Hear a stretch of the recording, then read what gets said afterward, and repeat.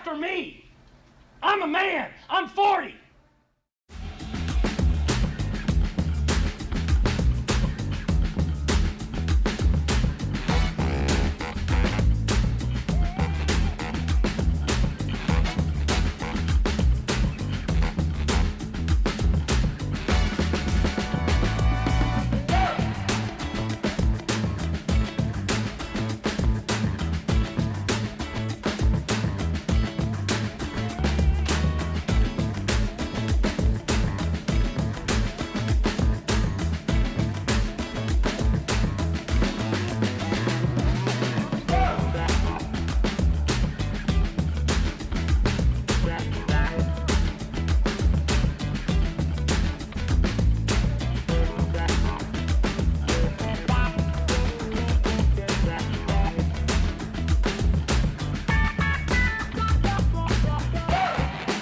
Hey, what's up, everybody? Welcome into a brand new episode of Moving the Goalposts. Liam is finally back after a 2-week hiatus going to Europe. I wish. Glad to be back, though. We got a lot to talk about. So yeah. But first, I have to get all of this out the way. You can subscribe to the Empty the Bench Network on YouTube. You can follow us across. You can follow youtube.com/ETB Network. You can follow this show across social media at MTGP on Facebook, Instagram, Twitter, and TikTok. And you can follow you can get this show wherever you get your podcasts and all Empty the Bench Network podcasts. ETB Network at etbpodcast.com. And yeah, like I said, you could listen to this show wherever you get your podcasts. Make sure to like and subscribe. Presented by Wolf Spreads. Are you looking to get involved in the action while rooting for your favorite team? Have you ever had a friendly debate on who can pick more games correctly? There's all this talk about parlays, lines, and over-unders make your head spin, and you want to learn more about the sports betting hoopla? Gamble with us and come check out Wolf Spreads. All NFL season, we've been running a sports betting competition completely free on the Wolf Spreads app.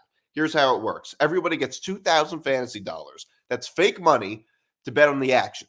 Whoever can profit most with their 2K bankroll wins. And if you're not an NFL fan, don't worry. Wolf Spreads has competitions available for the NBA, MLB, NHL, and college football and basketball.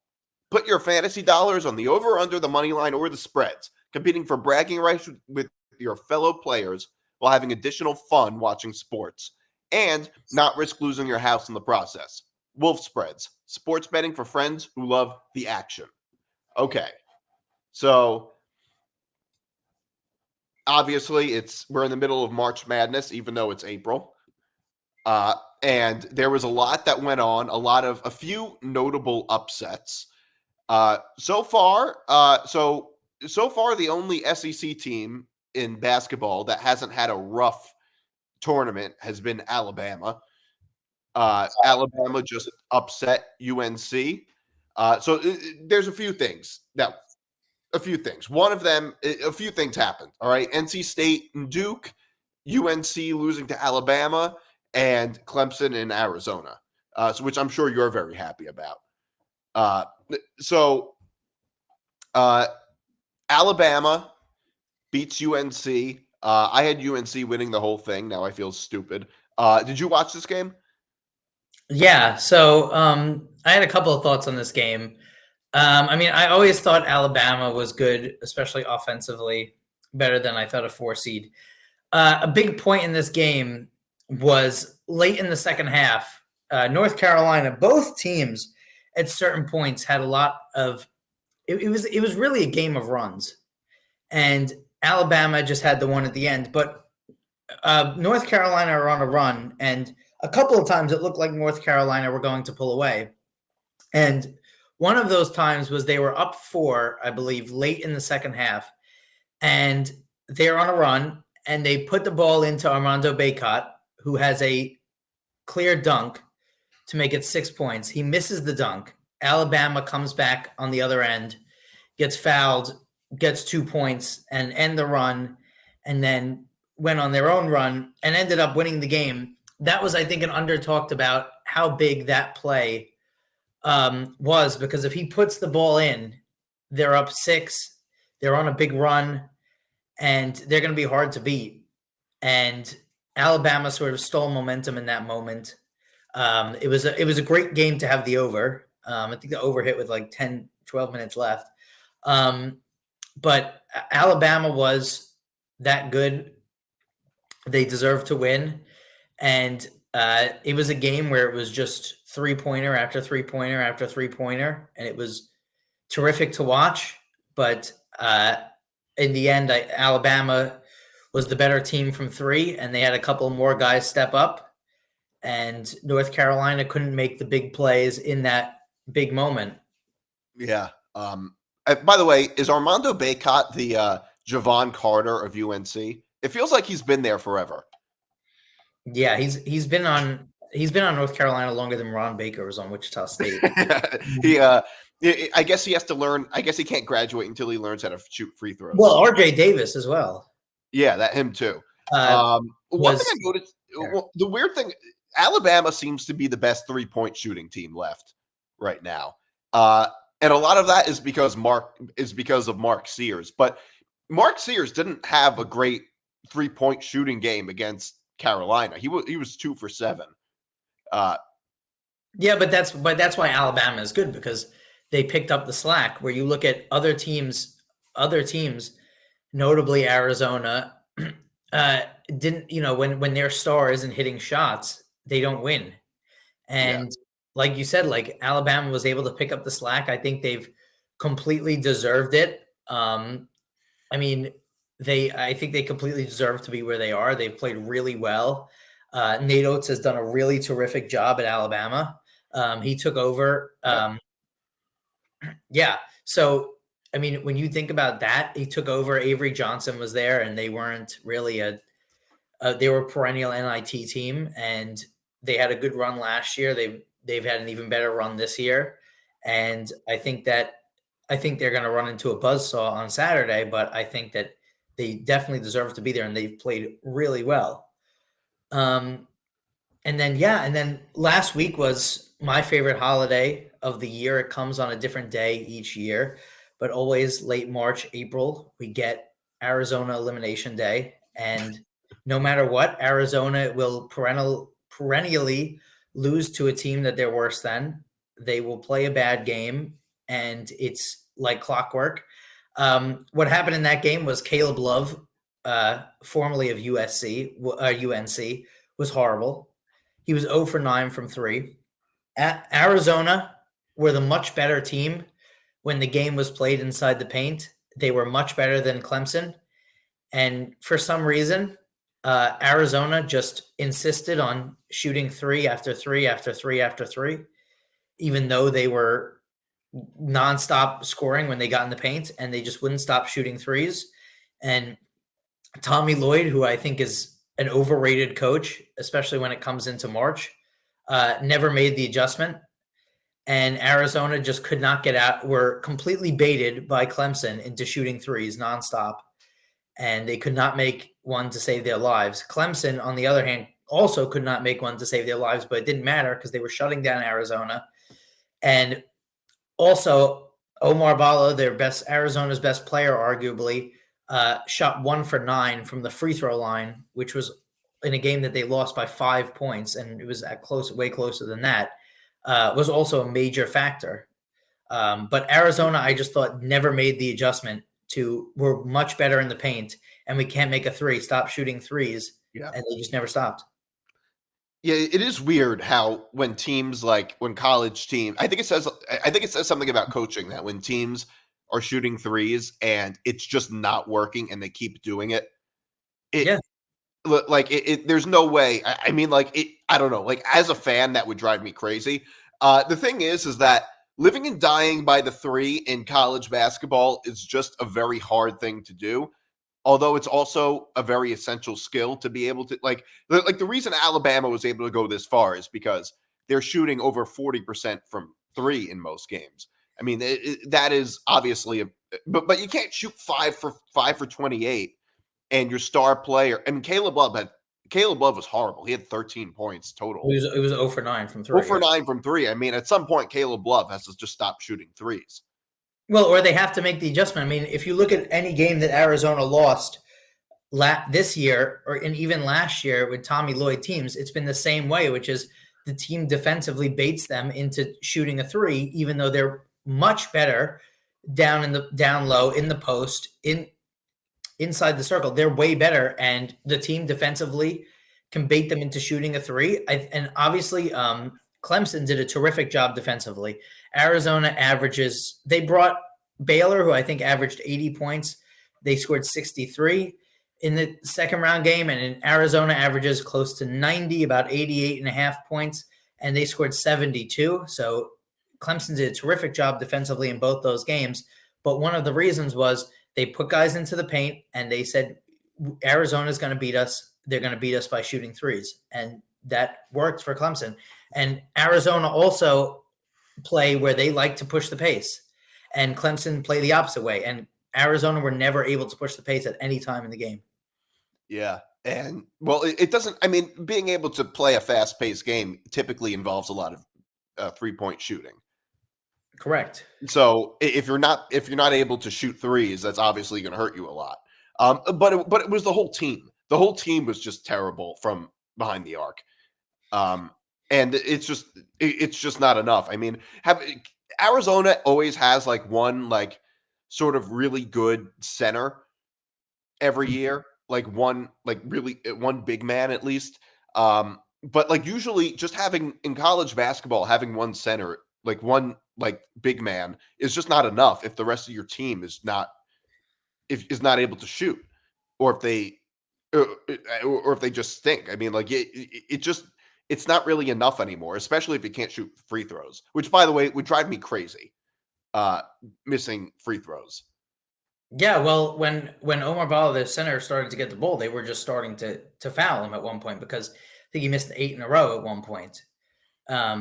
And so, yeah, I mean that, and the other thing, like, you know, 3-pointers are not going to go down every game. You're going to have games where you're going to shoot bad from 3, and you need to have that plan B. And Arizona just didn't use it. Arizona just didn't use it at all. Yeah. Okay. So, yeah, that's partly what worries me about Alabama a little bit, is that they're not able to shoot threes. I mean, is that they rely a lot on 3-point shooting. I feel like once they have a bad game from 3, well, I mean, I think Nate Oates is a very good coach, and could probably handle it better than others. But even if you do have a plan B, it's much harder. Well, yeah. Well, what worries me most about Alabama is that they're playing UConn in the next game. That's what worries me most about Alabama. But so that could segue us into that too. I mean, I think that, you know, maybe this is a take that will come up stupid on Saturday, and maybe Alabama will win or Purdue will beat UConn. But I really, when you watch the games or when you look at everything around it, I find it hard to understand how UConn will be beat. So with 2 minutes left in the first half, Illinois hit a shot to make it 23-23. And with 13 minutes left in the second half, UConn hit a shot that made it 53-23. They went on a 30-0 run in 9 minutes of game time against Illinois, who's a very good team. San Diego State, when they played San Diego State, which is a rematch of the NCAA championship game, they were up 5, I think, or 6 at halftime. They won the game by 30. UConn played horrible. I went to the game at Barclays Center. They played Northwestern. UConn did not play a good game in any sense of the word. They won the game by 17 points. So I really find it hard how a team is going to beat UConn. Yeah, because they're winning these games. I mean, it's not like these games are not even close. This is one of the most dominant teams, one of the most dominant college basketball teams we've ever seen. Yeah. And it would also be a repeat, and repeats are not easy. No matter what program it is. They're the first team in 17 years to even get to the Elite Eight that's won the tournament the year before. Right. And it's crazy that UConn would have won 3 times since Kentucky last won a championship. Yeah, this is the most dominant. I mean, look, crazier things have happened. I mean, you can think of Kentucky in 2015. Right. I mean, the year they lost to Wisconsin. I mean, that team was. I mean, I think everybody had them as their winner in their brackets as the winner of the national championship game. Right. And they ended up losing to Wisconsin. They have to be the best team to not win, and they have to be the best team ever to not win to not win the national championship. So you never know what might actually happen. And by the way, the UConn-Alabama game, the spread is 11.5. Yeah. That's not even that big compared to what UConn was able to do. And the thing is that like they're 30-3 for the season, and they're winning these games by like just huge margins. It's like they almost remind me a little bit of LSU in the football team, the LSU football in 2019 with Joe Burrow's team. Like they're winning all of these games by such big margins. It seems like they're just completely unbeatable. Right. Well, the thing also, you bring it to college football, which you said, the thing that Danny Hurley does well, which Kirby Smart and Nick Saban also do well. If you look at the press conferences, Danny Hurley is really good at making UConn think, despite that they're winning by 50 points a game or whatever it is. He's really good at making them think that nobody believes in them. He's going on about, let's like I think they got a late tip off or something. And he was like, this adds fuel to my fire now. And no, which Kirby Smart did the year that Georgia went back to back. He was sort of making it seem like nobody believed in them. Good coaches are good at that. And even though we're winning by a lot, we still are fueling fire. Right. Because when you win games by a lot, it's easy for teams to get very complacent. And like that. And I also think that we did a similar thing with the LSU Joe Burrow team, where like going into the championship, even we were like, well, crazier things have happened. And then it went 7-7, if you remember. And it was like, well, is this a game? And then LSU just ran them out of the building. So I think that we do have a tendency to do that. Well, it's still possible. But then at the end, the team just dominates. Right. I mean, it's always possible. It's always basketball more possible than football for a big upset. Right. Obviously, there's a lot more parity in basketball than in football. That's why there would never be that's part of the reason, at least, there would never be a 68 team playoff in football. Like that would just be a joke. Yeah, obviously there's a difference. But occasionally you do in basketball get teams that are just like UConn this year that is extremely dominant.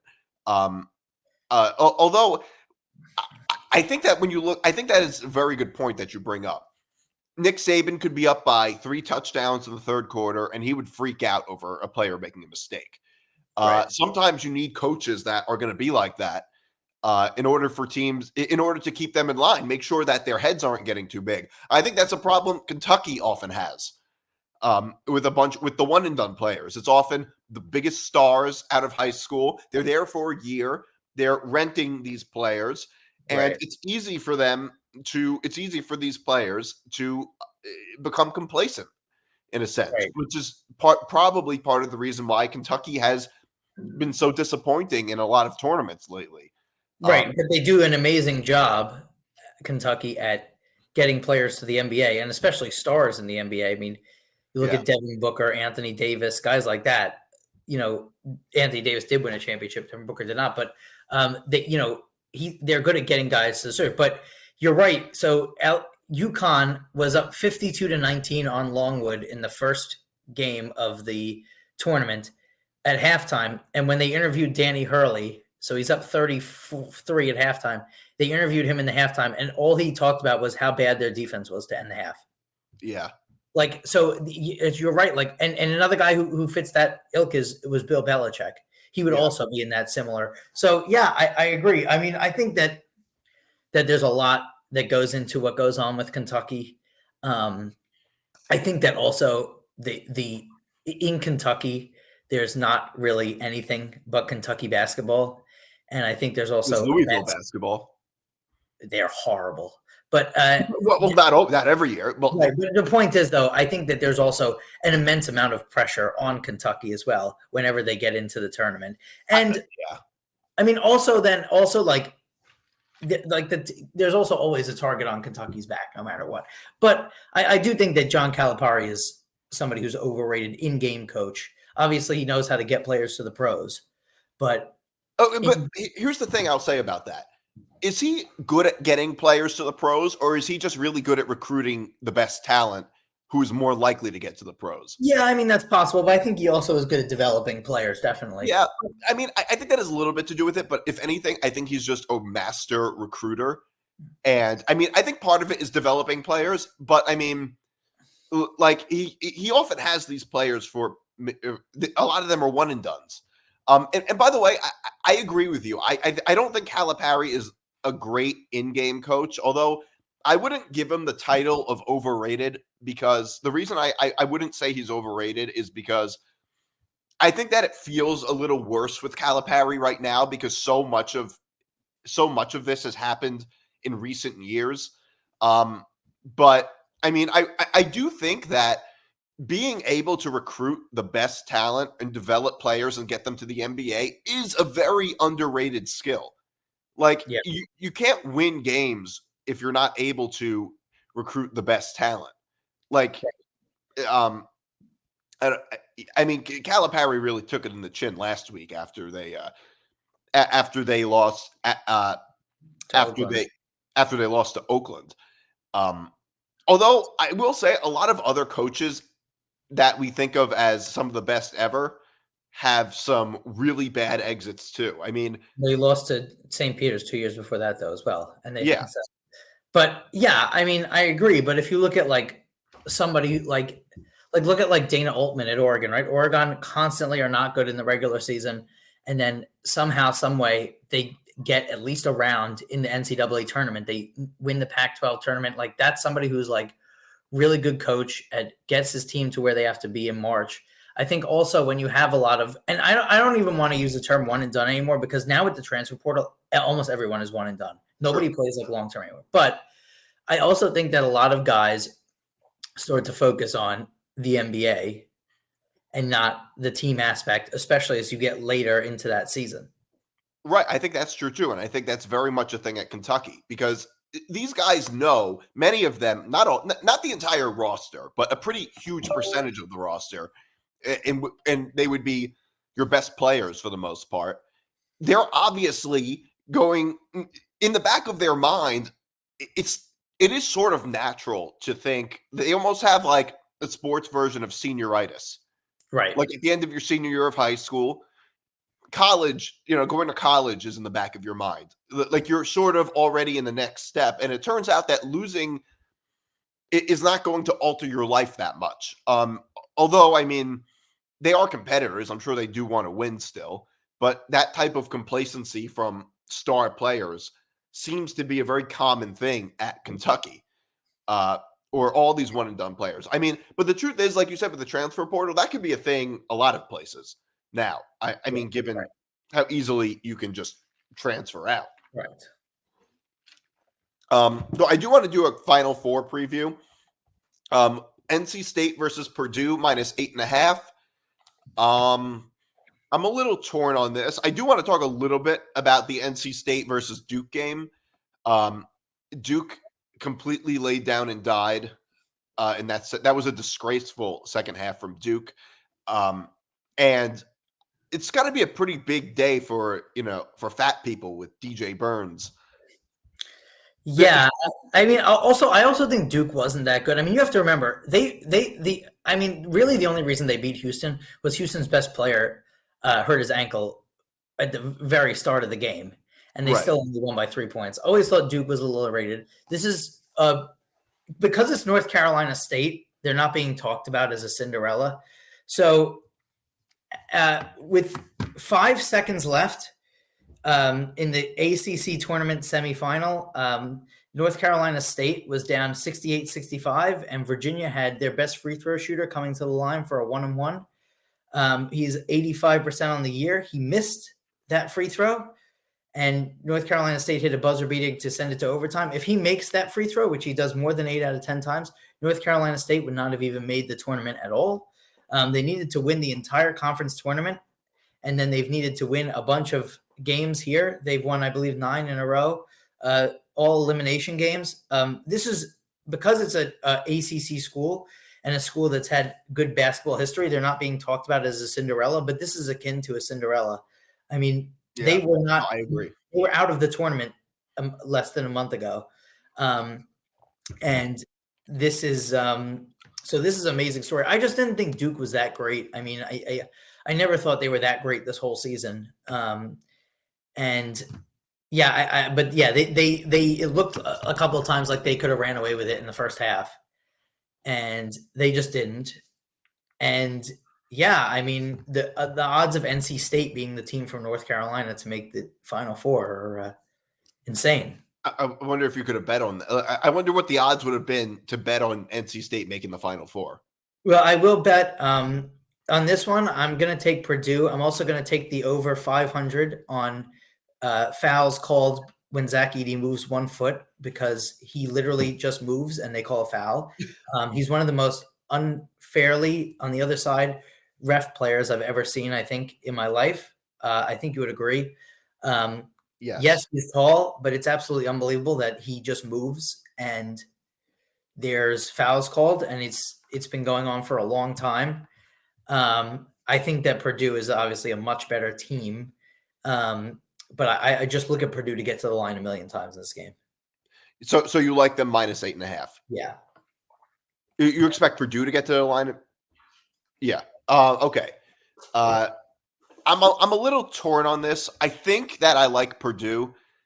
I like Purdue in this game mainly because Cinderella teams eventually crash and burn at some point. Like, usually when Cinderella teams go on this crazy run, they end up losing pretty badly. Yeah. And Zach Edey is an unbelievably dominant player. And I do like Purdue -8.5. I would probably go with the over, though I feel a little torn on it. But do you agree that the way they ref Edey is ridiculous? Yes. Okay. I do. Well, just imagine, are they going to put Burns on Edey? So you could realistically have Burns out of the game in less than 2 minutes. If they call 2 fouls right away, he would have to sit. And so that changes the complexion of the game. Yeah. I mean, so yeah, but I agree. Purdue, Zach Edey is a very good player, which kind of gets lost in the way that he's reffed. He is a very good player. He's not just tall. But I think that the reffing is a little unbelievable. Yeah. No, I do agree with that. And early foul trouble could really hurt them a lot, obviously. Especially in the NCAA, because there's only 5 fouls. Right. I mean, he put up 40 points against Tennessee, Zach Edey. Yeah. So he might be the best. Do you think he's the best player in college basketball right now? Yeah. You think so? Okay. Men's. What? You talking about men's? Yeah, he's the best player right now. Yeah, he's the best player right now. Yeah, I can't think of anybody better. No. Yeah, so I do like Purdue. So yeah, we okay. So Alabama versus UConn. UConn -11.5, over under 160.5. I am okay. I actually kind of like Alabama on this. My +11.5. I don't think they'll win. But it very much obviously depends on how well Alabama can shoot threes. Alabama has really shot above their weight this NCAA tournament, as we talked about, and mainly it's because it has a lot to do with Mark Sears and just the fact that they're a very good 3-point shooting team. It does worry me a little bit, though, that UConn could really take off at the very end. But you know what? 11.5 is a big number. 11.5 is a big number, and I think Alabama right now, based on how they're playing, I think could at least keep it close against UConn, or at least closer than this. I don't know. What do you think about this? Yeah, I mean, I agree, but I also think that the UConn's the kind of team, like we said, San Diego State and Illinois, where you're tied in the second half, and you're like, okay, this is great, 11.5 is going to hit, and then you look up and UConn's up 20. I think that could also happen. I will say, by the way, about the other game in the Elite Eight, it was literally impossible for my brain to look at Clemson, Alabama, and think about basketball. Yeah. I thought I was watching a playoff game. And so So yeah, I mean, I actually kind of like the under because I think same thing like you said about Cinderellas. I think like teams that shoot hot and stuff like that, they always they kind of clam up in the final four. So I might look at the under on that, but it's a tough game to pick, but just because the line is so big. I mean, the I think crazy I'd thing, go with Alabama too. the crazy thing to me about UConn is the depth that they have. I think that might be their biggest. I think that might be their biggest thing, that they have such a deep bench. Correct. And very few college basketball teams have anything close. I mean, a lot of college basketball teams are very bad when it comes to depth. Alabama doesn't have very good depth. They have a good starting five, but but their bench is not good at all. Yeah. You, That's most. I mean, that's like most college basketball teams. But yeah, right. But I think that's part of what gives UConn such an advantage. Of course, is that they have amazing depth, and if you look at the minutes that a lot of these, if you look at the minutes that a lot of these players are playing, like their starters seem to be like getting a lot of rest. They're not like against Illinois. They didn't play nobody played over 30 minutes the whole game. Right. And I think that could be a very underrated factor. I mean, them being up 30 also helped with that stat, but yeah. Obviously. Well, I think that's the reason why, though, that's the reason that their starters are able to get so much rest, but also they're able to be up by 30 because they have such a good bench. That probably has something to do with it too. Okay. So on the women's side, LSU lost to Iowa. Caitlin Clark finally got a revenge over Angel Reese. I mean, I don't think Caitlin Clark has any ill will towards her at all, but it's just some dumb social media thing. I mean, Caitlin Clark obviously is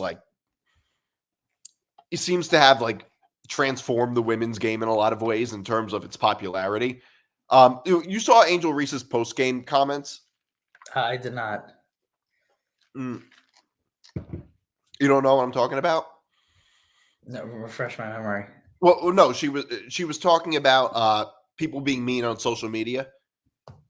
Well, yeah, I mean, I think that she was saying that she's been she's had a lot of people from all sides, whether it's racial or whether it's sexualization or stuff like that. I mean, I do think that it's harder for female athletes, in terms of there's probably going to be a lot of unnecessary sexualization and stuff like that when it comes to especially when a lot of the spotlight is on them. So I think that is a big difference and something that is differing from the men's game. Yeah. And I think that there was certainly a lot of it in you could see on social media. And I think that there was a lot of, I think that women's sports has faced a lot more negativity than in terms of as it's rising up than the men's. If you see what was going on with Kim Mulkey and Washington Post and the LA Times, even coming up, I feel like there was a lot of bring people down during it for a lot of teams. Yeah, except the differences with Kim Mulkey, you can't blame anybody but her. She kind of did that herself. Well, but I mean, if that was an accurate story, I mean, right? I don't know. I don't know if the story's accurate or not. I'm just saying. But Kim Mulkey, what she did do to herself was place Haley Van Lith on Caitlin Clark, which was not a good idea. She could not guard Caitlin Clark to save her life. Yeah. Caitlin Clark had a great game, and it was a great game. I mean, this was the most watched women's. This had more viewers than the championship game last year. It was up 96% in viewers on the Elite Eight last year. And so, I mean, and this was by far the most bet women's college basketball game ever. Yeah. I mean, so this was attention that you'd never seen to the women's game before. So I think and it's a lot of, I think there's a lot of positive and negatives that come with it. And social media is also just a complete cesspool of people who are pretty miserable. So I can definitely understand that there's a lot of hate toward all the women's athletes, and there's a lot of talk about way more talk about looks than there is obviously for the men's ones. Yeah, I mean, the truth is though, that I think there's a lot of hate for every public figure. Although it seems, I mean, the flip side is, I mean, Angel Reese also kind of like marketed herself as a villain. I'm not saying that makes, I mean, I'm not saying that's the reason she gets a lot of negative comments on social media, but I'm just saying she did kind of market LSU as the team kind of just marketed themselves as the villains. And obviously that's just naturally going to lead to more hate from fans. That's always kind of what happens. It's just sort of a natural thing. So I also kind of think that, like, I don't know. It's hard for me to like. I mean, like, my thing is, if you're gonna like market yourself as a villain or whatever, if that comes back at you, that is a little bit on you on some level. And that's what the whole team. That's what the LSU team did. It seems like. Well, but also I don't think that had, like, Caitlin Clark had. If you looked at social media this week, a lot of it was people saying, "Hear me out," with pictures of her. Which, if you're not supposed with social media, Yeah. "Hear me out" is basically saying that this person is not conventionally attractive, but I would still sleep with them. Yeah. And then that was being bombarded with replies talking about how ugly she was or how she looked like a man or whatever. Like comments like that, and that happens with Reese and stuff like that. That has nothing to do with marketing. How you No. I'm not saying it does. And I agree that certainly marketing yourself as a heel brings more hate, but I think that there's definitely underlying just social media being a cesspool that is brought out when there's women on the forefront versus normally when there's men on the forefront. And, stuff does get said, obviously, like NBA Twitter is insane with some of the stuff they say, but yeah, I can see certainly there should be a law, by the way, if you're saying like just insane stuff on social media, whether it's like racial, sexual threats, whatever, you should have to have your face as your profile picture. So somebody can respond. Exactly. There's so many like fake profile pictures out there doing it too. Yeah, or just eggheads. Yeah. Yeah. Well, yeah, because social media is just a complete cesspool of idiots. Correct. Although you were talking about Haley Van Lith being unable to guard Caitlin Clark, could anybody have guarded her? I agree, but she didn't have the most efficient shooting night either. But I think that there were a couple of people that she could have switched. Haley Van Lith just had a terrible game. I mean, she was bad from three as well, and she moved. She moved over and she wasn't playing as well. So okay. Wait a second. We have breaking news. All right, Tom. Hey guys. All right. So I'm going to show you the banner first, and then I'm going to read some of the story from The Athletic for you. I want to hear these reactions. Wait, I'm frozen? All right. I think you're good now. Go ahead. Okay. All right. First, I'm going to show you the banner. All right. Now I'm going to read you some of the story. One league overselling college football's highest level. No more conferences as we've known them. Playoff berths being decided solely on the field. Promotion relegation for smaller schools. Players being paid directly. NIL and the transfer portal managed. A group of influential leaders want to make all this happen soon, and they are pitching it as the best way forward for a sport they believe needs saving. Several college presidents, Roger Goodell's primary lieutenant at the NFL, and some of the sport's top executives have devised a plan dubbed by outsiders as a super league to completely transform college football. Those involved in the group College Sports Tomorrow tell The Athletic. Although the plan has drawn skepticism from within the sport's current institutions, the people behind the ideas believe they must be implemented. Syracuse Chancellor Kent Servo tells The Athletic, the current model for governing and managing college athletics is dead, with West Virginia President Gordon G. adding, quote, we are in an existential crisis. So the CST is a 20-person group that includes NFL executive Brian Rolop, 76ers owner David Blitzer, lead organizer Len Perna of Turnkey ZRG, a research firm that's placing nearly all the top conference commissioners. They are trying to implement a drastically new system that would replace the NCAA and the college football playoff and potentially provide a solution for the hurricane of current and future lawsuits aimed at the business of the sport. Plus NIL and transfer portal issues they believe have put college athletics as a whole in peril. The current CST outline would create a system that would have the top 70 programs, all members of the 5 former major conferences, plus Notre Dame and new ACC member SMU as permanent members, and encompasses all 130 plus FBS universities. The perpetual members would be in 7 10-team divisions, joined by an 8th division of teams that would be promoted from the second tier. The 50-plus second division teams would have the opportunity to compete their way into the upper division, creating a promotion system similar to the structure in European football leagues. The 70 permanent teams would never be in danger of moving down, while the second division would have the incentive of promotion and relegation. The playoffs would not require a selection committee. It would be the 8 division winners and 8 wild cards from the top tier that would go on to the postseason. The wild card spots would be determined by record and tiebreakers, much like the NFL. However, the group is struggling to gain traction with schools that would play in the proposed Super League.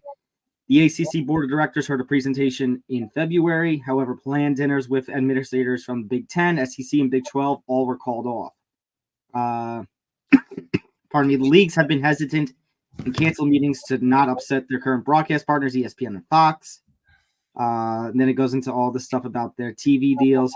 Universities would own a percentage of the league, a model derived from the MLS, where it was devised by former President Mark Abbott, who is involved with the CST. While the CST model would eliminate the long-time conference structure from football, it would create one entity to negotiate with a prospective union that would represent the players on NIL, transfer portal, and salary structure rules. The embrace of collective bargaining could allow it to avoid the antitrust issues that have limited the NCAA's ability to enforce its own rules. And then it does talk about waiting to see what happens with some of the current litigation of NIL. So there's your story. Very confusing. I'm hearing it for the first time. It's very confusing. I don't know if it's only confusing to me. I don't know if it's confusing to both of you from what I just heard. So basically it sounds like college football. Are they saying college football will not be in the NCAA? Is that what they're saying? I don't know what it's saying, because it's saying replacing the NCAA. What does that even mean? I guess what this goes back to is maybe something Morgeson and I talk about on ETB, about the idea of amateurism being either dead or changed greatly because of transfer rules, because of NILs. And it's basically saying, what it feels like to me is basically them trying to bring major league aspects into college football if we're going to be going to collective bargaining, if we're going to be going to unions. Like, didn't Dartmouth agree to unionize its basketball players? Did they? I don't know. There was one school I thought that unionized its basketball players. That could have happened. I just never heard of it. Did they say anything about unionizing in this report? Dartmouth. It was Dartmouth. Dartmouth men's basketball. Pardon me. What was your question, Nick? I'm saying, did it say anything about unionizing in this report? It did say, where is it? While the CST model would eliminate the long-time conference structure, would create one entity to negotiate with a prospective union that would represent the players on NIL, transfer portal, and salary structure rules. The embrace of collective bargaining could allow it to avoid antitrust issues that have limited the NCAA's ability to enforce its own rules. Okay. I do have a question. Who's paying them? Is it the universities? Who's paying? Who's paying the players? Right. Is it the universities? It sounds like there's a connection to NILs in that. Okay. So they would get paid through NIL. NILs, I think. But they're still playing for these colleges, right? Well, the universities would own a percentage of the Super League. Okay. And there's 80 schools. So No, so it's 70 permanent members, and then all the other. Hold on, let me reread it. So it's 70. The current CST outline would create a system that would have the top 70 programs, all members of the 5 former major conferences, plus Notre Dame and new ACC member SMU. They'll be permanent members. The perpetual members would be in 7 10-team divisions, joined by an 8th team of divisions that would be promoted from the second tier. And then that 8th team and the other 50, the 10 teams in that 8th division and the other 50 schools would have a soccer-style promotion and relegation system every year. Yeah, I am not familiar with European League soccer. I don't know how that works. Basically, the best teams, the best teams, I don't know how many they would have in here, from the second tier, from the bottom 50, would be promoted, and the same number of teams who were the worst in that 8th division in the top tier would get dropped down to the second tier. Okay, and there's 10 permanent teams and 70 perpetual teams? 70 permanent. I think they use permanent perpetual interchangeably. Okay. And then that 8th 10-team division can be anybody, basically, from those other schools with the promotion relegation system. Okay. Oh, you're saying so there's 70 permanent. 70 permanent members, and everybody else. Wait, From when the FBS when is this supposed to start? No, it's all negotiating. Okay, so it wouldn't happen this year. It would not happen this year. And like I said, they're meeting a ton of resistance. But so all of those, so there'll be, you said 8 different divisions, which would be like conferences. So how about the whole super team? Those whole like Texas and Oklahoma and the SEC. Does that mean if this happens, they'll only be in the SEC for like those guys? Well, at the SEC and the other 4 power conferences make up the 70 permanent members of that top tier. Okay, but if you said there's going to be 8 divisions with 10 teams, because the 8th division will comprise of, they'll pick 10 teams to start, but they're not going to stay. Like if they said the bottom 2 go down to the second division, then from the second division, the top 2 would get placed in next year. That doesn't. Wait, I'm very confused by that. So, if that's the case, if there's going to be 7 different divisions, does that mean each conference will have to have 10 teams? Well, there wouldn't be conferences anymore. The divisions would replace the conferences. But what would the divisions even be called? Would there be an SEC, ACC? I have no idea. That's very confusing. So basically, if this happens, it would also like the SEC, for instance, would not all be one division. They may not be. If they have more than 10 teams, they'd have to split. Okay. And how about non-conference or non-division? Would teams control their own schedules? Did not say. Okay. Because that's got to be a pretty big one. Look, I'm sorry for all these questions, but it's extremely confusing. I understand. Yeah, it's a lot. Really weird. Really weird that it's called a super league.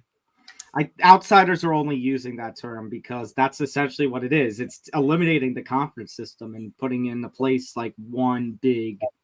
And did it mention anything about a playoff? Or the playoff? The playoff would, according to their system, it would be the 8 division winners, and then the next 8 best teams in that top tier. All right, already sounds. So it would be a 16-team tournament. Oh my god! Honestly, I think this whole thing sounds horrible. I think it sounds like a complete, total disaster. I don't know. I don't know, man. This is way too much. This is a complete. There's no way this sounds all like a terrible idea. Part of the reason I think it sounds terrible is because it sounds so foreign. Like I'm trying to wrap my head around what all of this means. That's not. They're taking elements from the NFL. They're taking elements from MLS and European soccer. Yeah, MLS. I know nothing about the MLS. So when I hear, it's like the MLS in the sense, that does nothing for me. I think this, but I'm also confused. You said this is going to be away from the NCAA. What happened? I'm sorry. You said this will replace the NCAA. It sounds like what's going on is that it's basically a way for it to be, like I said, like an NFL or an MLB, and not a NCAA divided into all these different conferences. I already hate it. I already hate it. Although I do tend to be how do I say this, a little bit rigid and old school when it comes to college football in some ways, which I'm not like in other sports. But I think this is actually a terrible idea. Wait, Liam, do you have any thoughts on this? I just think all this stuff is inevitable since they got rid of conferences are already basically dead now anyway. So that's true. That's true. And also, I already hear Nick Morgeson saying that, well, blame NILs. Well, look, I am not anti-NIL. We could have NIL and not change everything. Like, I don't know. Couldn't you have NIL? Couldn't we have NIL and still have a similar system to what we had? I don't understand.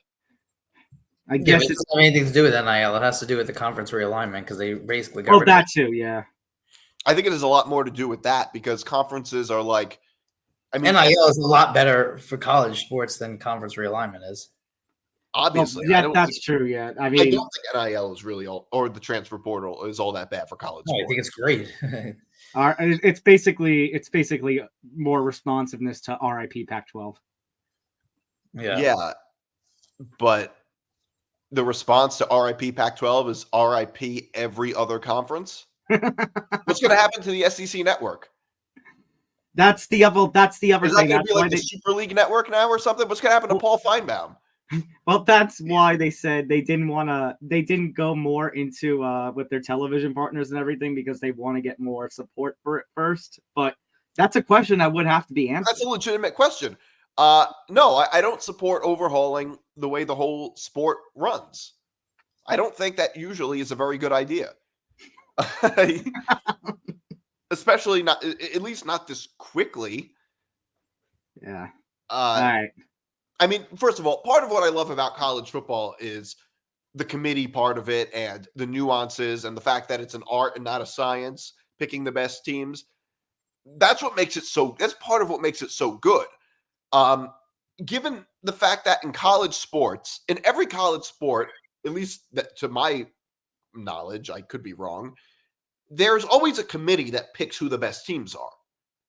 Yeah. Is there any college sport that works like in professional sports where it's just black and white, where it's divisions, whoever wins I think Nick, that works more with conference tournaments, but when you're doing something like the national championship for a college sport, I think they're all basically committed.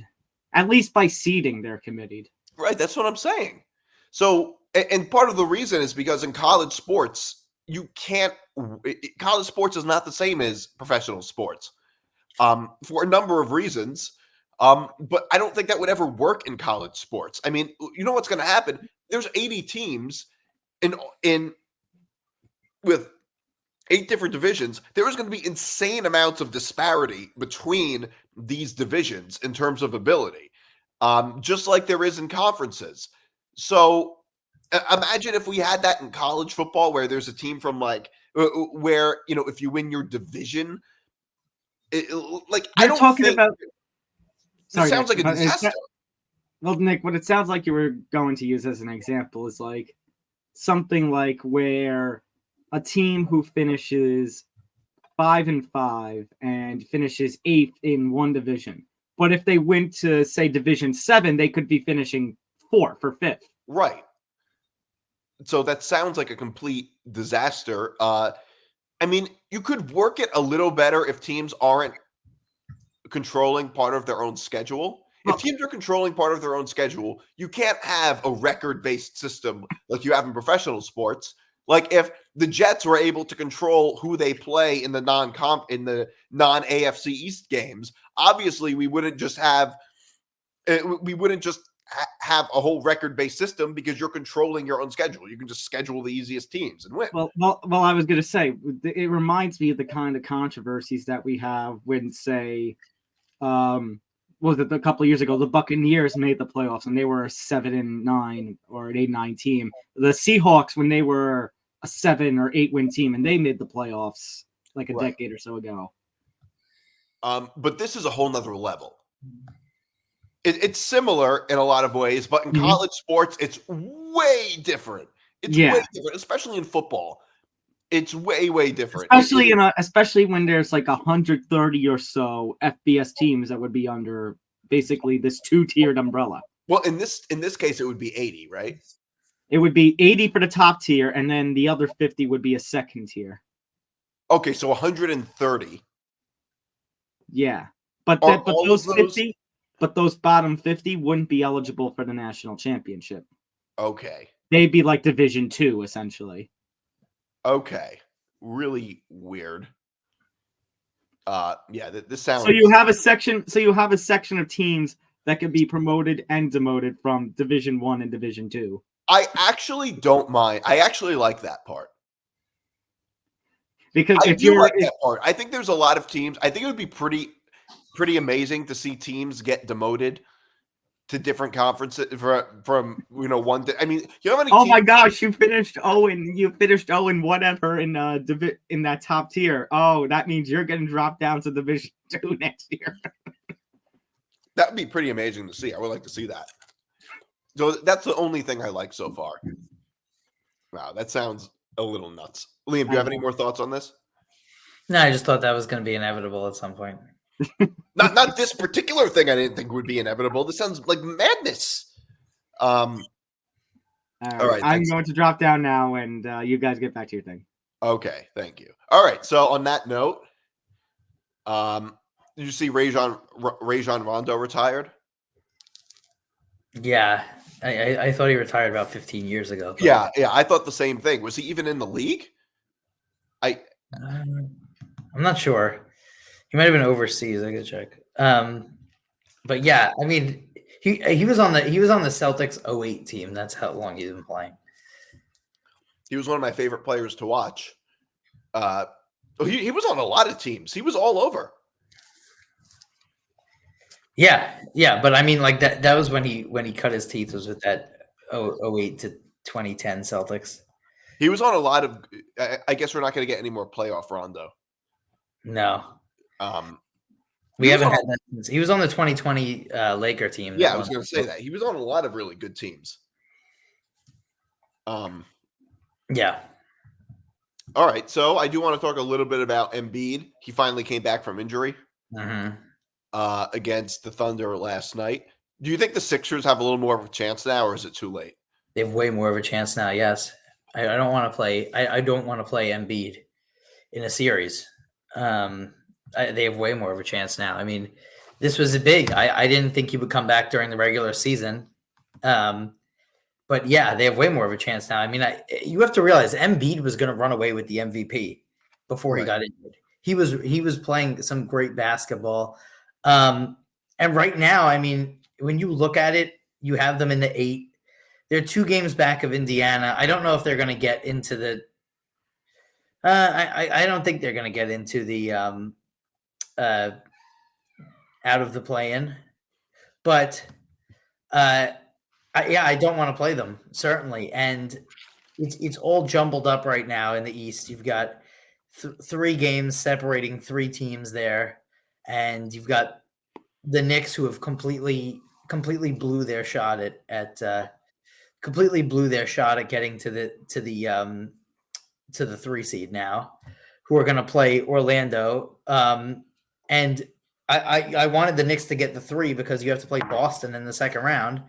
And now it's possible that you could have to play Philadelphia in the second round, which I don't want to do either. So yeah, I think this gives them a big chance. Yeah, no, I agree. But it doesn't help that they've already fallen so far behind. And how healthy is Embiid really? Is he fully healthy? That's the question. But that's the question. If he's really healthy, I mean, if he's fully healthy, they're still one of the best teams in the East. Yeah. Although I think so too. I think they're still one of the best teams in the East, though. It doesn't help if you have to play a play-in game, if you have to win a play-in game, and then you don't have home court, and then like if you've already fallen behind, it still is going to hurt them a lot. I wonder what the odds are going to look like for them. Yeah, I think you have to see whether they get into the play-in or not. Which is Do you think the Knicks have a good chance for a playoff run? No, because they have to play right now. I would say no because they have to get the 3. In my opinion, they're not going to beat the Celtics. Orlando, I would take Orlando. I think, or Indiana. I would rather play one of them than Miami. But I just having the 4-5 is you have to get the 3 to make a run. I think. I don't think that you can play. Well, if you're the Knicks, you can play the Celtics, yeah, in the second round, or any of them. So Cleveland too. I think Cleveland wants to stay in that 3. They don't want to play the Celtics in the second round either. I think that the Celtics are the best team in the NBA, and I just don't. I can't see us. I can't see the Knicks beating. I can't see anybody beating them in a 4-game series right now. So in order for the Knicks to make a you don't play, think the Sixers can beat them? no, Embiid? no, because they've never beaten them, and they lost to them last year with as healthy a team. And I think that also you have to look at the addition of Drew Holiday as a huge defensive addition for the Celtics. I mean, they got to the finals last year, and they were 1 game away from the finals. Or sorry, they got to the finals 2 years ago, and they were 1 game away from the finals last year. I don't know. I just think that they're going to be too tough of a matchup. And as currently constructed, the Knicks would be playing the Celtics in the second round if they got past Orlando. Yeah. And the Celtics are almost unbeatable at home. They're 32-3. Mm-hmm. And they're not going to have any problem. They're 12 games up on the 2 seed right now. Yeah. So they will cruise to the 1 seed. And yeah, I just think that makes it that much harder. I think that makes the gap between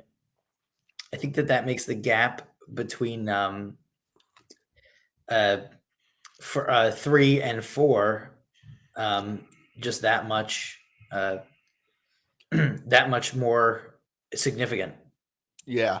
Well, the West, I think, is the West is is interesting too. It's obviously much better level of play in their playing games. But I think that the difference between playing the 1 seed in the West and playing the 1 seed in the East is monumental. I'd rather play Minnesota than I would Boston or Denver, right? Boston versus Boston. No, you're right. They have much. I think that the play-in. I think that the West right now is a lot more wide open, partly because their conference is a lot deeper and is just better. They're playing the East playing teams are below average. Some of them. The Hawks. If the season ended today, the Hawks would be a playing team, and they're 35-40.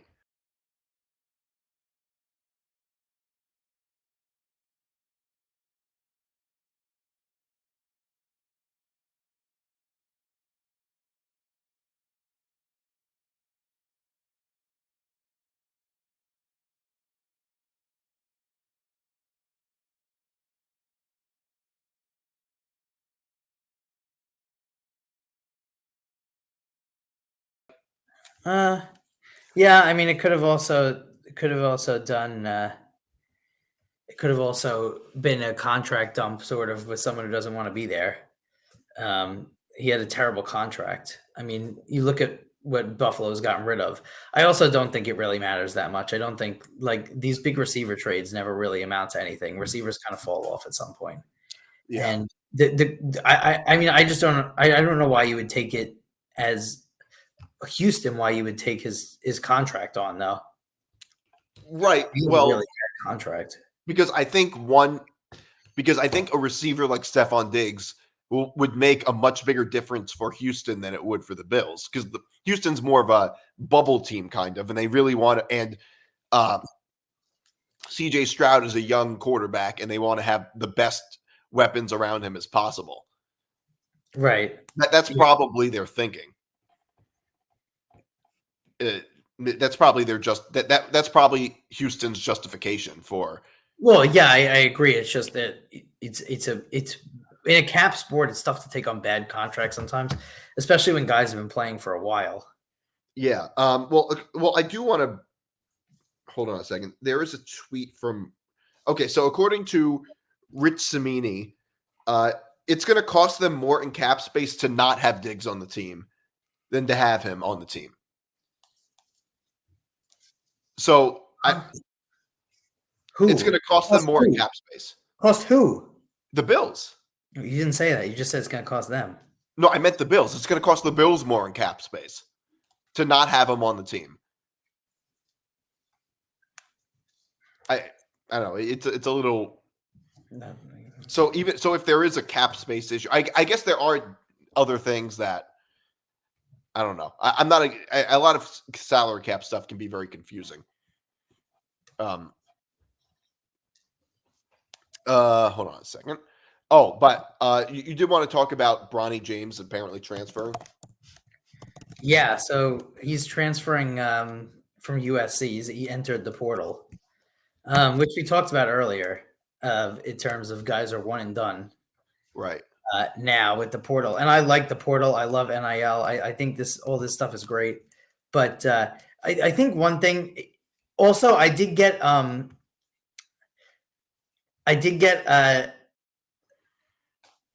sacked yesterday. You got sacked? Second.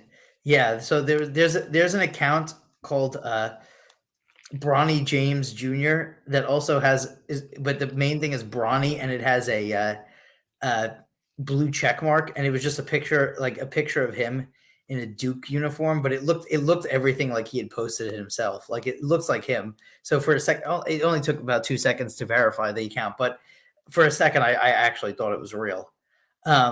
Which is, by the way, unbelievable that any person can have a verified account now. Yeah.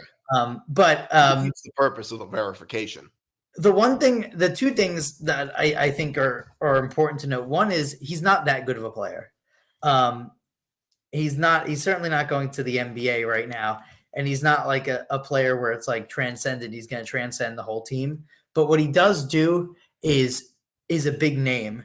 And that's very helpful, especially when you have stuff like NIL and stuff like that, where you could, if you're Duke, which would be a big name, or Ohio State, which is another name that's being floated around for him to go, you could sell a lot of jerseys. Yeah. So I think that he does more of that stuff than he does bring a lot of, he's more, I think, valuable off the court than he is on the court.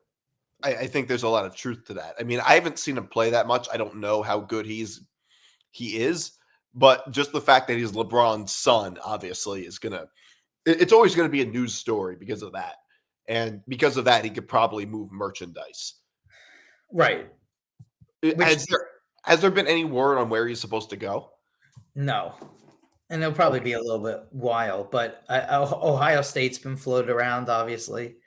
But I don't know. I think he would probably have his pick of the litter. I'm sure there's a lot of people who are looking to bring him in from the portal. Yeah. And remember, obviously, USC also lost their coach, so that has a lot to do with when players go into the portal. But I also hate like the sentiment of like, oh, it's tough to coach with the transfer portal because players leave and stuff like this. In college basketball, especially, but college football as well, coaches leave on a whim all the time. Yeah, college coaches are some of like the least loyal people on earth. Right. And it doesn't it's not always like just a smaller program to a bigger program. I mean, Jimbo Fisher left Florida State when they were very good and went to Texas A&M. Like, so college coaches leave all the time. So I do kind of hate that argument about the transfer portal, about how it's harder to coach. Well, it's harder to play when someone recruits you and then they leave after the next year. Right. I don't know if you saw this, the LeBron "You Are My Sunshine" thing after he scored 40 points versus the Nets. So this is apparently a trend on TikTok. I'm not too familiar with it. Apparently it's a bunch of LeBron haters posting clips of LeBron with "You Are My Sunshine" playing in the background. I was very confused by it, but it especially makes no sense because he put up 40 points and blew out the Nets. So I don't understand why. Yeah, I Like, don't get that either. it's a little confusing. But do you know what I'm referring to? Yeah, yeah. I don't know. It's I've seen it in a couple of excuse me. I've seen it in a couple of memes now. So I guess it's become very popular with like LeBron haters, and there's like a lot of I guess like LeBron haters are very like um LeBron haters are very critical of LeBron fans. Yeah, and I also think LeBron haters often are project.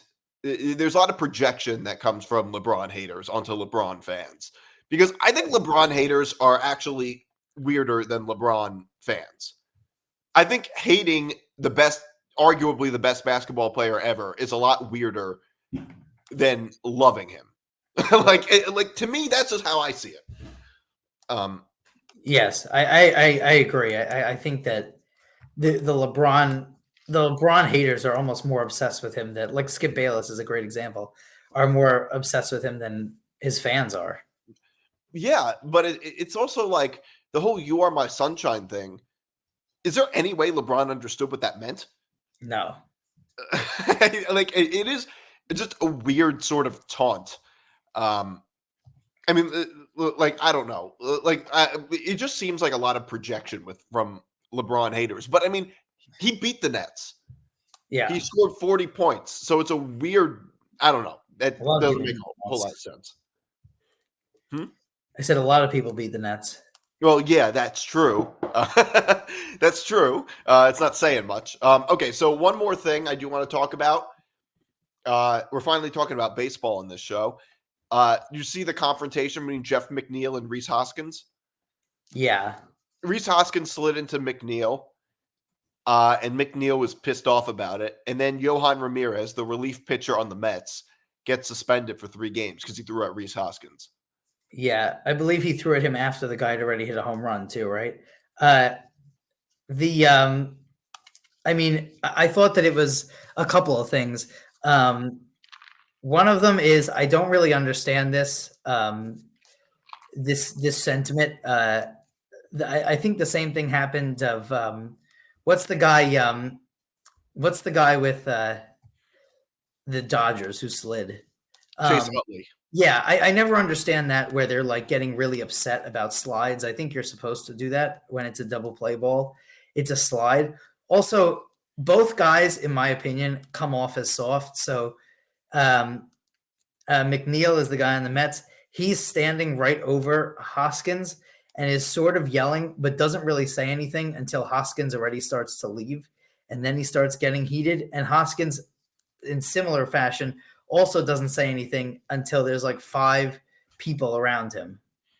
I don't know. I think baseball fights are also like this tweet from Talking Baseball says bench is clear, and it was a literal bench is clear. They just literally just stood there. Yeah. I don't know. That was kind of soft. Well, first of all, I think baseball fights are a lot less soft than football fights. Football Right. fights, I mean, they have pads on and helmets. Nothing softer than that.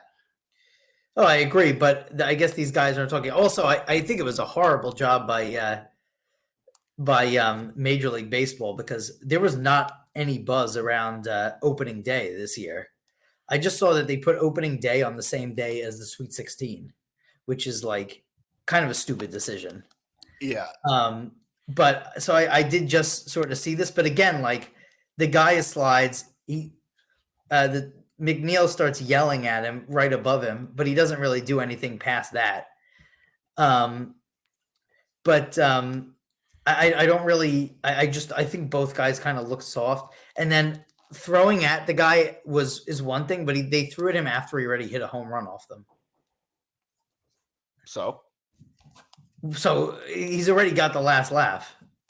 I mean, shouldn't you throw at him the first? I also think that's stupid, the throwing at a guy. But shouldn't you throw at him the very next at bat that he gets? Yes, I agree. But I mean, some pitchers are willing to throw at guys and sooner than others. I don't think throwing at guys is stupid. I'm all for it. I'm all for getting revenge. Well, but did you think that this was something that needed revenge for? You thought that was that bad? Well, it was nothing like the Chase Utley slide. I thought it was dirty. I thought it was a dirty slide. Well, so what is the person supposed to do in that sense? What is Aren't the guy's trying to slide, right, to break up a double play? So what is he? What made it? I don't really know what made it a dirty slide. The guy's standing on the base and sliding into a base. No. I'm not saying he shouldn't slide or try to break up the double play. I'm saying I think this might have been kind of a dirty play, or at least a reckless play. Okay, but what would he? There's obviously a fine line between those two things. Like, you don't dive into somebody's knees. McNeil could have been out for the year. But he's standing on second base, is he not? Where else is he supposed to stand? What's the guy supposed to do? He's sliding in. He's sliding in, but like that could have injured McNeil really badly. I mean, I don't think it was necessarily dirty in the same way the Utley slide was dirty. But there is a difference between breaking up a double play. I thought the same thing about that one too, and I thought it was just an unfortunate play.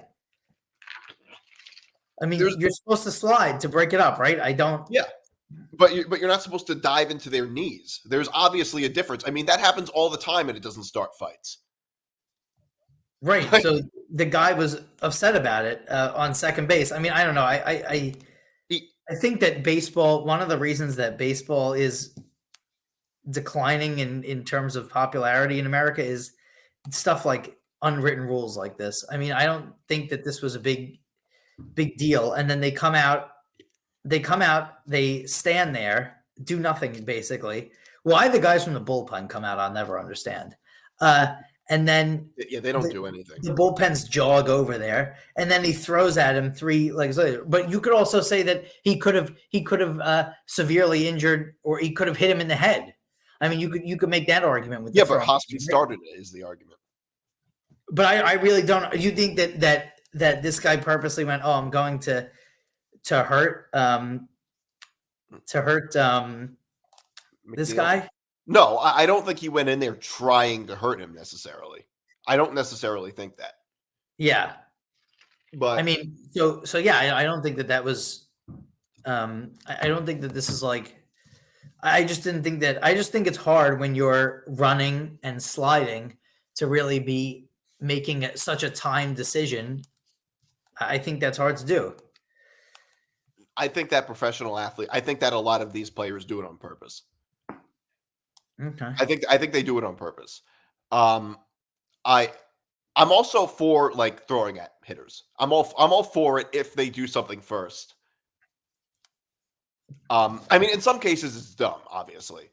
I was in favor of throwing at Chase Utley in the 2016 game. I was in favor of throwing at the Astros players after they cheated and didn't get punished for it. The problem is the MLB often doesn't punish players. So there has to be some sort of vigilante. Well, they punished this guy now. What? They punished the pitcher, did they not? Yeah, they did. That's the only person. They only punished players for throwing at batters. I mean, I think that, yeah, but I think that, like, I don't know, I just think that there's a lot of like dumb unwritten rules in baseball. Baseball has also just become horrific at marketing the sport and stuff like that, to where I think that you're just like, baseball has become so just like hardcore baseball fans. Really? Yeah, I think there's some truth to that. Although I wouldn't say baseball has declined. Baseball's grown in popularity, just not as fast as football and basketball has. And you're right about the whole Sweet 16 thing. Don't like there's no point in having opening day the same day as a Sweet 16. I personally don't even like opening day that much. Right, but that's their but you also are like baseball. Like, for people who don't like baseball or very casual, like opening day is probably the one time they tune in pre 4th of July. And that's like a big opening day in baseball is a bigger like spectacle even than opening day in football in terms of like the spectacle they put into it. But also, I mean, I don't think that anyone could argue that baseball is behind and hockey is as well, but both of those sports are severely behind football and basketball in terms of how they market their players and how they expand their popularity. I think that's 100% true. I don't disagree. I think every major sport right now seems to be growing. It's just that some are growing much faster than others. And part of that is just marketing. Although hockey's grown too. I mean, they're at least on ESPN now. But there's also 10 years ago, it was impossible to find games on national TV. Right. Well, I think baseball has I think that's hockey's problem. Baseball has a lot of problems. There's too many games. It's not as exciting to watch, things like that. But it's played in a time where not a lot of people are glued to their TVs. But I also think that if you named Ohtani, obviously, if you said somebody, could you name two MLB players? I think a lot of people can name Ohtani. I think a lot of people would struggle with naming someone else, honestly, in terms of casual fans. Well, Aaron Judge, I think they would say. Outside of New York. You don't think Aaron Judge is well known nationally for casual fans? Maybe. I just think that baseball, this went under the radar for me just because baseball started at a terrible time. They just like they did the World Baseball Classic last year, right during March Madness. Yeah. This is the worst time to do this. And then I think they're just, and then also the playoffs and their big start of the season is right during football season. Right. Football used to not play a Sunday night game when the World Series, for the Sunday game that was on the World Series. They don't even do that anymore, football. Yeah, because the football game is going to have more views. Right. I think that I don't understand. And also watching this video, and I know there was talk about it before the season, the uniforms are the worst thing I've ever seen in my entire life. Whose uniforms? These new uniforms. The Mets one, the letters are in a size 10 font. Yeah. No, I actually agree with you. It looks like this jersey that Alonso is wearing looks like a fake jersey that you would get at a tourist trap. That is ridiculous. But yeah, I mean it's it also doesn't help baseball that the face of the league has a gambling scandal. Yeah, I mean that. Well, but I think it could help it though, because it actually brings more attention to it. It's I mean, negative. a lot of the radio shows were talking about that, and shows like Lebitard and stuff. We're talking about that when they would probably never talk about baseball. And I wasn't here, so I'll give my quick thoughts on that. By the way, Ohtani is lying when he says that the money was taken from his account. There's a couple of reasons. One, there's no investigation by the LAPD. Two, one of them was a wire transfer. In order to make a wire transfer, the bank confirms it with the person. They go through a million things. It's impossible it's as close to impossible to make a wire transfer without the bank holder knowing as possible.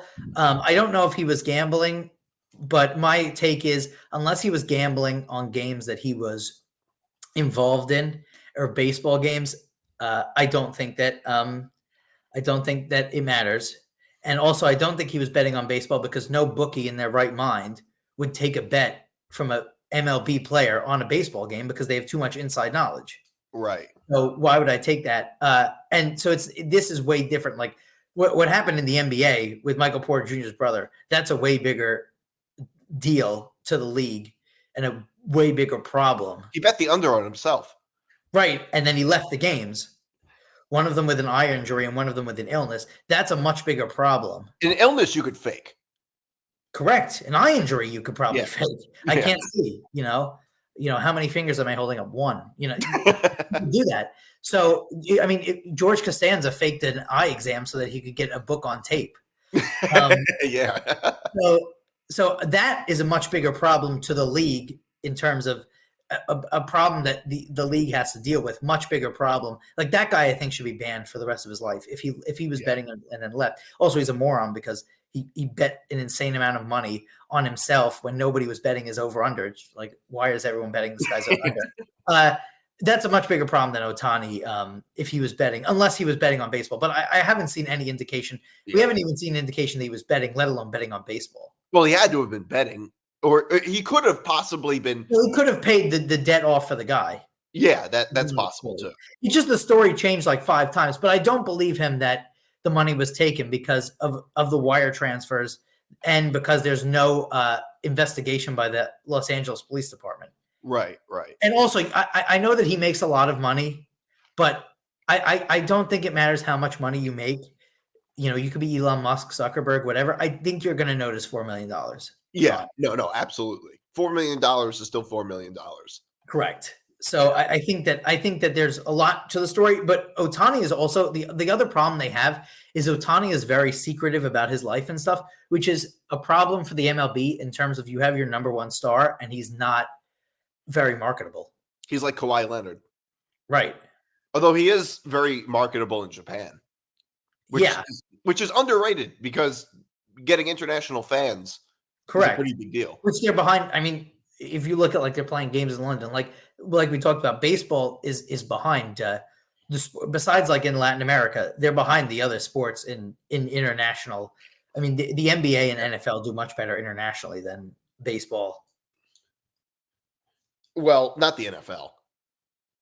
They play in Germany. NBA is pretty popular in China and in Europe, but the MLB. But the NFL does play. The NFL is playing in Brazil. Latin American countries, baseball is big. Yeah, I said besides Latin America, but you could say in Canada, hockey is big. So, yeah. But yeah, I agree that I think that this is just not. You I think had the same take on the last 2 episodes. That's not a big deal. It's basically the same take. If he's not betting on baseball, it doesn't matter.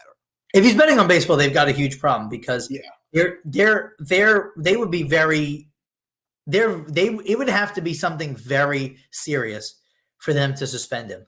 Yeah, because it's like it would be like a guy driving over the speed limit that like maybe a celebrity or something. You'd have to be going like 100 to get pulled over, but he might go 100. But I think that the story in the NBA was just a way bigger deal to the league.